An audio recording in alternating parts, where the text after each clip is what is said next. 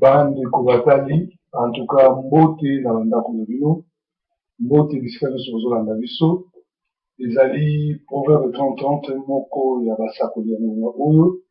Alors, naïe justement pour éclaircir Bino, ce qui est dans Ephésiens 5-11 et Zoloba, sortez au milieu d'eux et dénoncez les mal.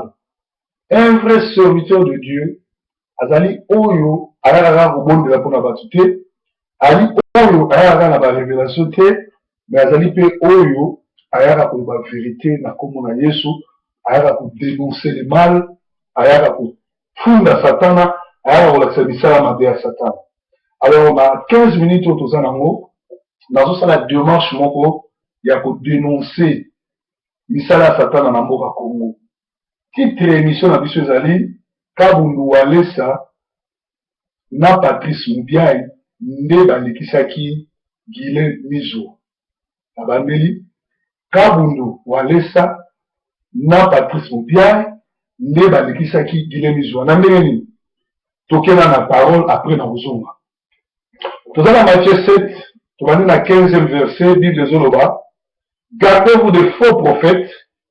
Ils viendront à vous en vêtements de brebis, mais au-dedans, ce sont des loups ravisseurs. Vous les reconnaîtrez à leurs fruits, cueille-t-on des raisins sur des épines, ou des figues sur des chardons. Tout bon arbre porte de bons fruits, mais les mauvais arbres portent de mauvais fruits. Un bon arbre ne peut porter de mauvais fruits, ni un mauvais arbre porter de bons fruits. Tout arbre qui ne porte pas de fruits est coupé et jeté au feu. C'est donc à leurs fruits que vous les reconnaîtrez. Nous sommes au Matthieu 7, 21 maintenant. Ceux qui me disent Seigneur, Seigneur, n'entreront pas tous dans le royaume des cieux, mais celui-là, celle qui fait la volonté de mon Père qui est dans le ciel. Plusieurs me diront en ces jours-là, Seigneur, n'avons-nous pas prophétisé? N'avons-nous pas prophétisé à ton nom? N'avons-nous pas chassé des démons à ton nom? Et n'avons-nous pas fait beaucoup de miracles par ton nom? Alors je leur dirai ouvertement, je ne vous ai jamais connu. Retirez-vous de moi, vous qui commettez l'iniquité. C'est pourquoi quiconque attend ces paroles que j'ai dit et les met en pratique sera semblable à un homme prudent qui bâtit sa maison sur les rocs. La pluie est tombée, les torrents sont venus, les vents ont soufflé et se sont jetés comme une maison. Elle n'est point tombée parce qu'elle était fondée sur les rocs. Mais quiconque attend ces paroles que j'ai dit et ne les met pas en pratique sera semblable à un homme insensé qui a bâti sa maison sur le sable. La pluie est tombée, les torrents sont venus, les vents sont soufflés et ont bâti cette maison. Elle est tombée et sa ruine est grande. Amen. Alors, Jésus a expliqué que Batubele Bakoya au sala ya miracle. Bakoya na kombo na Yesu. Mais Bakozala batu na yete. Alors oui, awa, ils ont des serviteurs Bakoya déguisés. Bazali, bon, on a le la prébi. Mais Bazali, au-dedans de lui, ce sont des loups ravisseurs. Total, bah, miracle, nous, sur Kabundu Walesa, Zosala, ozomona ke, ça n'a rien à voir dans Nzambe, et ça, bon, ozomona mbuta, azobela, beti, azolobaloba, si asali nzembo moko, oyo, apesi titre nango, asali titre nango, bikisama na komba Walesa bikisama. Donc, batu bakobika sous na kombo ya Yesu te, batu bakobika na kombo ya Walesa. Et ce qu'on t'a dit bien, les musiciens nyonso bakangami na ye, nde bazosala succès. Alors awa, tokotala bamiracle nyonso walesa azosala ezali bonganga azwi kaka bible atie me oyo to azosala eza bapratike ya bonganga. Bible ezobisa biso mutu moko te akosolola na bademon. Soki botali bie bomona ke Saul nzambe abengani po Saul ake kointerroger prophète akufa. Et Bible ezobisa biso mutu moko te asolola na bademon. Jésus-Christ apesi biso pouvoir ya kobengana bademon. Alobi à mon nom vous chasserez les démons. Alobi te tosala conversation na bademon. So botali walesa botali dapo oyo ya nigérien basololaka na monde de ténèbres basololaka na bademon. Et au moins, misala na bango bazosala ba délivrance na bango bazosala ezali da délivrance te mais ezali ba misala ya bokoko ya kindoki. Alors Bible ezoloba bayebaka mbuma na mbuma nzete na mbuma ezobota. Alors bambuma oyo nzete ya walesa bambuma oyo nzete ya olambi bambuma oyo nzete ya dapo ezobota eza bambuma nzambe te. Miracle moko te na Bible tika kosalama ndenge tozomona walesa azosala ndenge tozomona komisi mbatu parce que walesa awuta na Kasai yende azalaki kosala babiama e bato wana toyebi ke basinda kisi makasi baza bato oyo kindoki ezali coutume na bango culture na bango.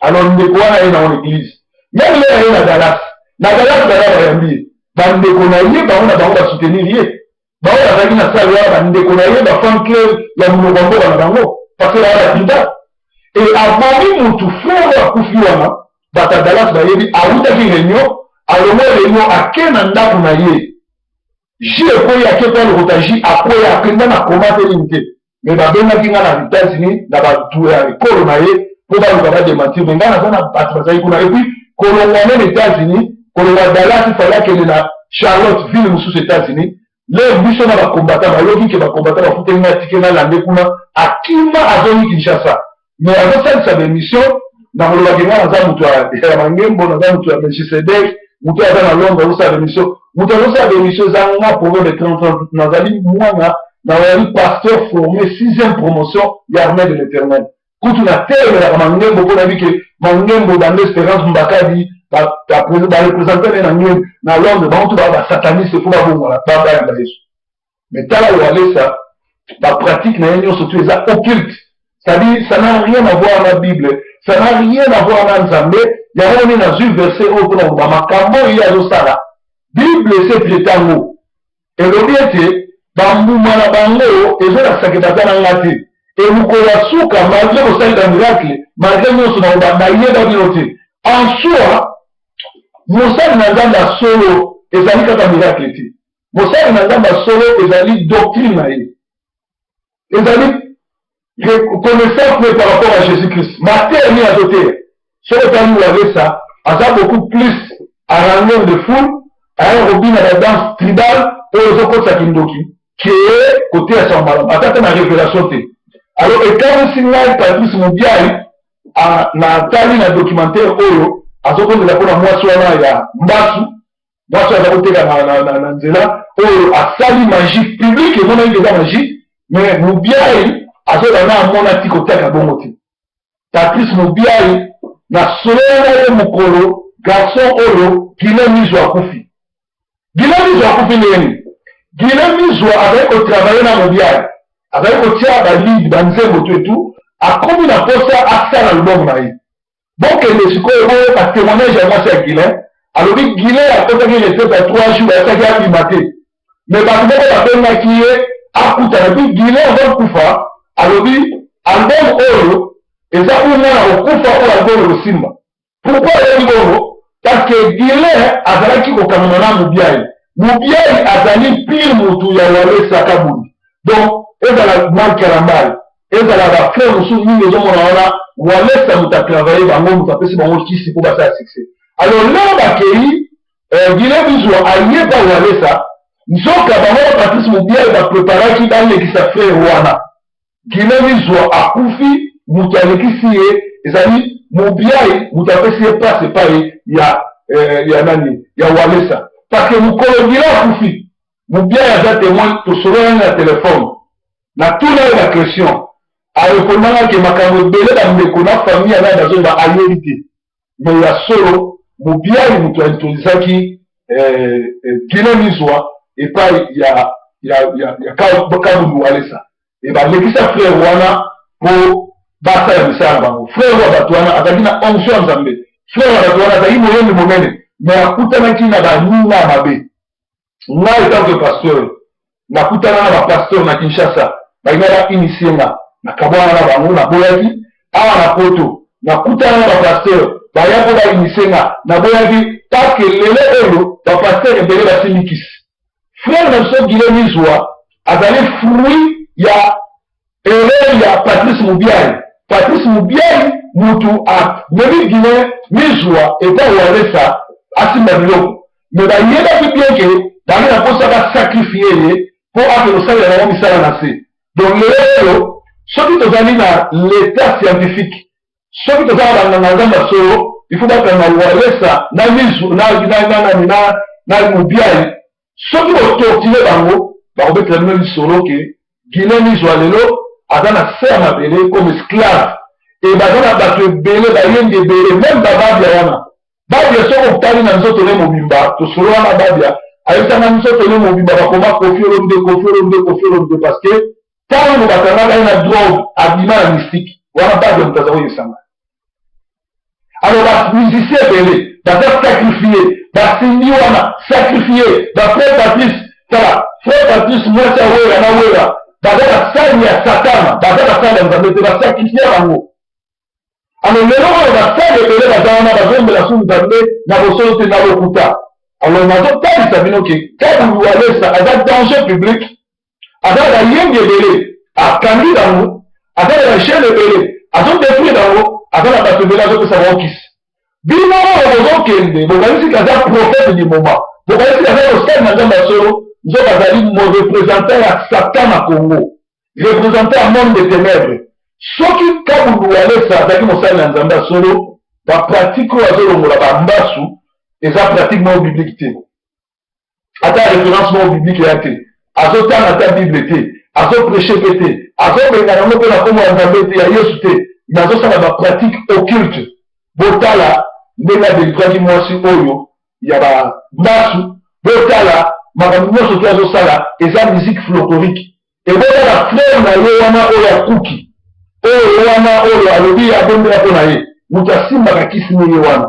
Frère wana so bokangi wa kuka na bakolonio surtout pour laisser vraiment comment aboye sabino ke yende mutu nanga masi la bilo parce que vous allez frère azali obota te aboti soki nzambe wana zanga makasi akosom sa frère wana normal pe aboti se nzambe akosala eloko moko te atiki eloko moko et puis botanga na bible tellement okota na dossier frère Patrice Werason na mampata na ko expliquer comment que batu surtout oyo bazali babotama bakuki de baza batu baza sous les malédictions botama na Jean 9 Jésus-Christ amoni mutu aveugle d'ailleurs pour aller sur la pluie de dit Seigneur cet homme ne voit pas qui a péché lui ou ses parents c'est-à-dire na Bible mutu surtout avec bosono mutu surtout ni sana bato na bosono mutu tu a un problème handicap Adam milimo mabe yango na tanga la Bible dans l'Ancien Testament ko kota la Bible d'abord kota na table te ko na milimo mabe